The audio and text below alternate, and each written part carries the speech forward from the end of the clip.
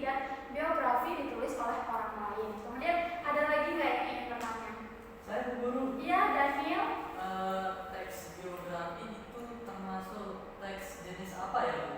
Oke, jadi teks biografi itu termasuk dalam teks cerita ulang. Nah, untuk penjelasan lebih dalamnya kita lihat dari pengertian teks biografi. Ada yang bisa membantu Ibu untuk membaca apa itu teks biografi? Saya guru. Ya, Tias.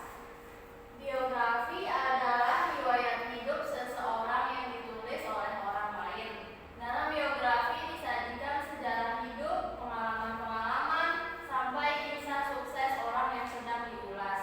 Menurut KBBI, biografi adalah perjalanan hidup atau riwayat hidup seseorang yang ditulis oleh orang lain. Baik, terima kasih. Jadi bisa kita simpulkan sama-sama ya, kalau teks biografi itu mengenai perjalanan hidup seseorang yang ditulis mulai dari dia dari nol sampai dia sukses, itu adalah teks biografi. Kemudian selanjutnya di sini ada contoh teks biografi, ada video teks biografi yang kita sama-sama bisa nonton sama-sama ya.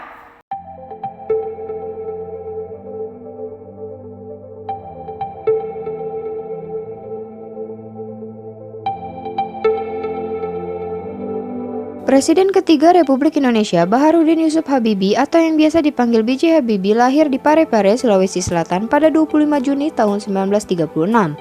Beliau merupakan anak keempat dari 8 bersaudara, pasangan Alwiah Abdul Jalil Habibie dan R.A. Tuti Marini Puswowardojo.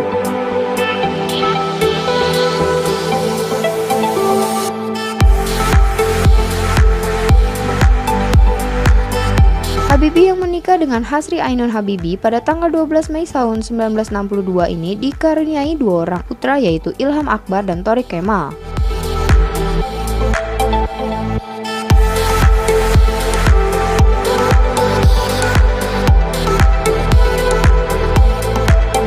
Masa kecil Habibie dilalui bersama saudara-saudaranya di Parepare, Sulawesi Selatan.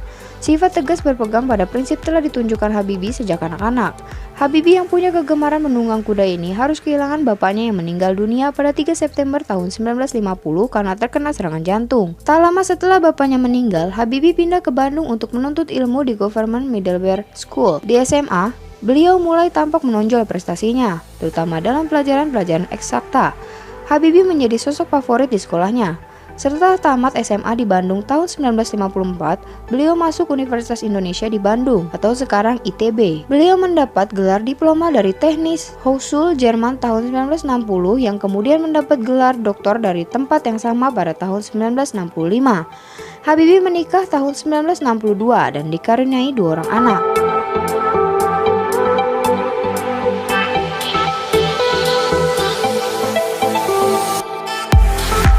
Tahun 1967 menjadi profesor kehormatan guru besar pada Institut Teknologi Bandung. Langkah-langkah Habibie banyak dikagumi, penuh kontroversi, banyak pengagum namun tak sedikit pula yang tak sependapat dengannya. Setiap kali meraih penghargaan bergengsi, Theodore van Karman Award itu kembali dari habitatnya Jerman.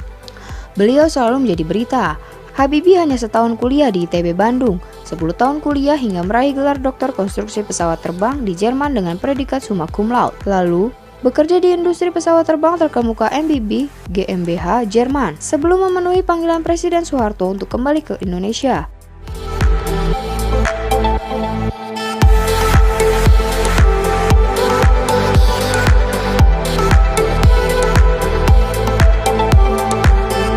Di Indonesia, Habibie 20 tahun menjabat Menteri Negara Ristek atau Kepala BPPT, memimpin 10 perusahaan BUMN industri strategis, dipilih MPR menjadi Wakil Presiden Republik Indonesia, dan disumpah oleh Ketua Mahkamah Agung menjadi Presiden RI menggantikan Soeharto.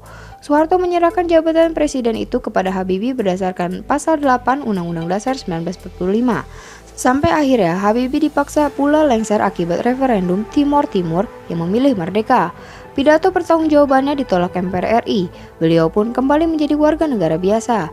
Kembali pula hijrah bermukim ke Jerman.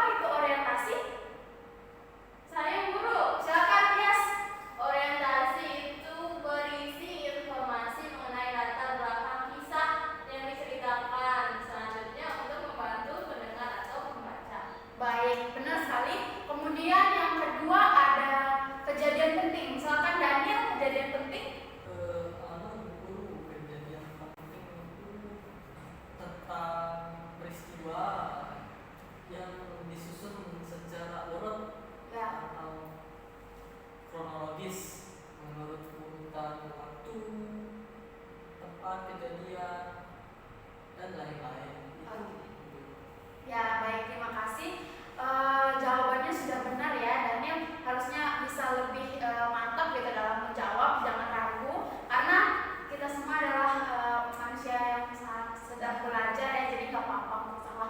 Benar sekali terkait dengan kejadian penting. Kemudian yang terakhir nih, reorientasi. Siapa yang bisa menjawab tentang apa sih reorientasi itu? Saya Bu Guru. Ya, Tias.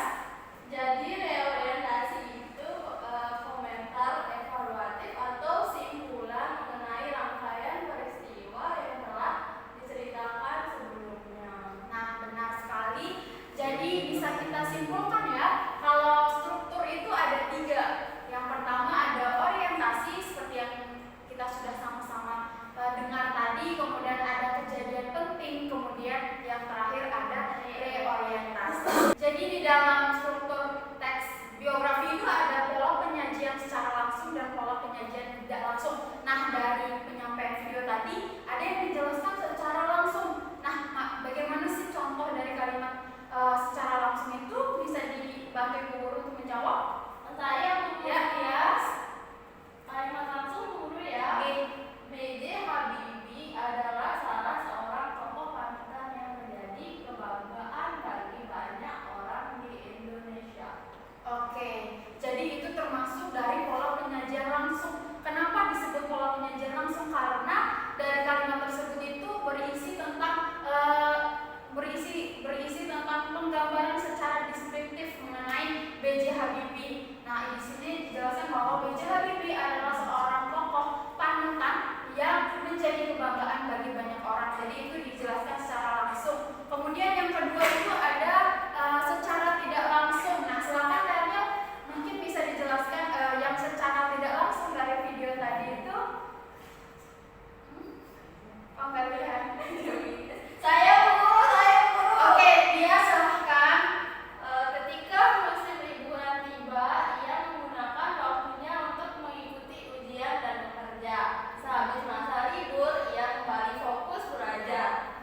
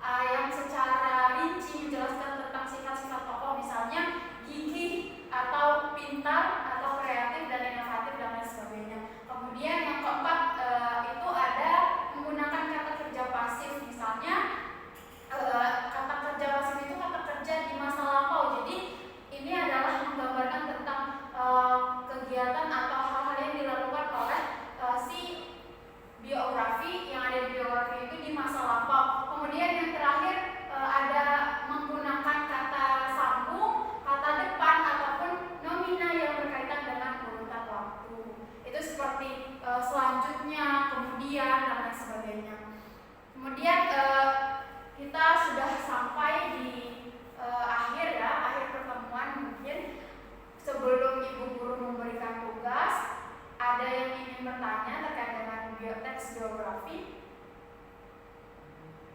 Mengerti guru? Oh, sudah jelas ya. Sudah jelas semua. Kemudian ada yang ini terakhir. Tias bisa simpulkan apa itu teks biografi? Jadi teks biografi adalah riwayat hidup seseorang yang ditulis oleh orang lain dalam biografi. Disajikan sejarah hidup, pengalaman-pengalaman sampai kisah sukses orang yang sedang diulas. Oke, baik, benar sekali. Terima kasih ya. Jadi bisa Ibu Guru simpulkan bahwa anak-anak sekalian sudah paham terkait dengan penjelasan teks biografi kita.